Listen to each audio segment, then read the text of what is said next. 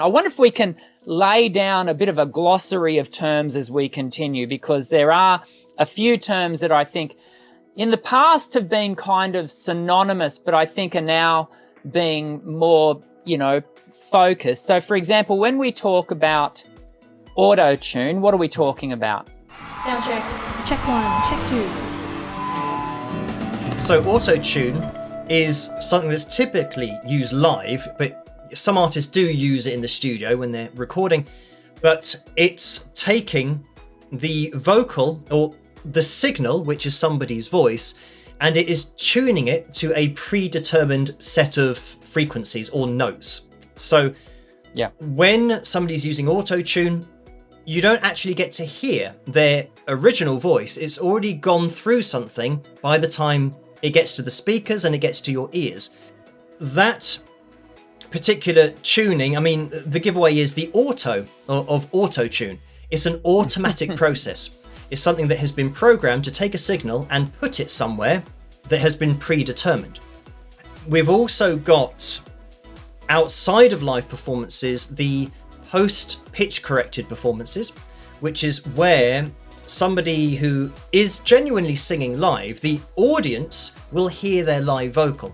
But then in the video that's seen by millions of people on YouTube, more often than not, the record label will step in with a producer who pitch corrects the vocal to make it more accurate. And this is, an app such as Melodyne. There are different ones, but Melodyne's very popular. And it's a manual process. So it's not auto-tune. This is now a manual process, which means they are looking at a screen and they're literally looking at the sound file and they are dragging that to the notes. So when it's done really badly and really heavily, it sounds like auto-tune, because rather than it being automatically snapped there, all that's happened is a human's done exactly the same thing, because they're looking at the same line. So they're dragging it over the top.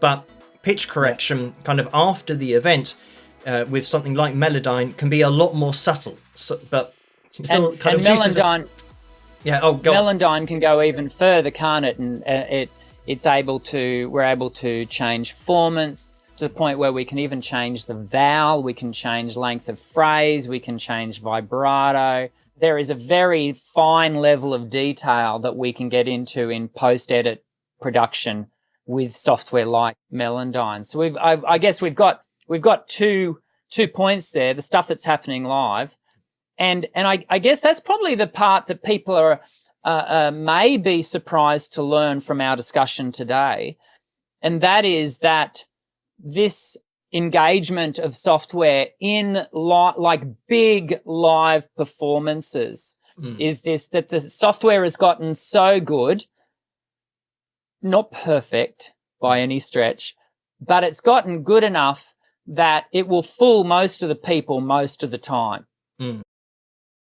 Yeah, as with kind of all of the software, it's always going to come down to the person applying it. So that is always going to be the problem with pitch correction or a producer doing it and looking at lines. If they're not a singer themselves, they might not even be a musician. They might, just deal with production.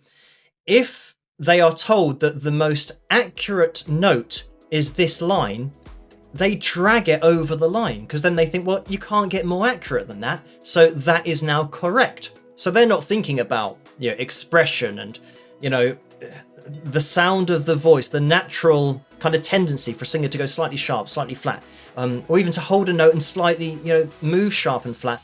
They're just dealing with finite values. So that's firstly some of the problem why it can sound over applied is the person applying it. But there is so much that can be done with it that it could be really subtle, or it could be really overdone. As you say, even editing vibrato to make what was quite a wide vibrato now quite shallow. You can literally kind of squash it and do whatever you want with that particular audio file.